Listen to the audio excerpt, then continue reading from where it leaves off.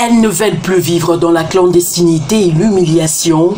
Elles, ce sont les populations clés, c'est-à-dire les professionnels des sexes, bisexuels, transgenres et les lesbiennes. Cette catégorie des populations est le plus marginalisée dans la société de par leur orientation sexuelle et leur exposant à un risque de contamination au VIH-Sida et Covid-19. D'où l'importance d'une loi pouvant le protéger et reconnaître leur citoyenneté. C'est dans ces cadres que l'ONG Oasis Air de Congo a ouvert un atelier de 2 jours autour du thème « Compréhension du féminisme, lesbiennes, bisexuelles, transgenres et les populations clés dans la lutte contre les VIH-Sida et le Covid-19 ».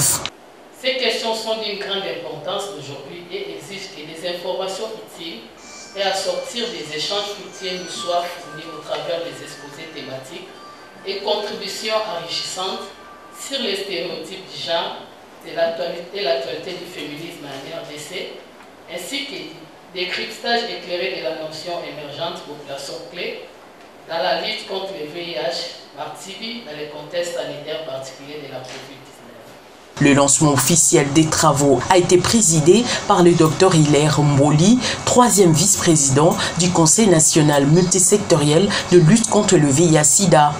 Si aujourd'hui dans la lutte contre le VIH-Sida, nous laissons de côté cette communauté, la communauté LGBT, rassurons-nous que nous n'allons pas atteindre les buts, c'est-à-dire nos objectifs ne seront pas atteints.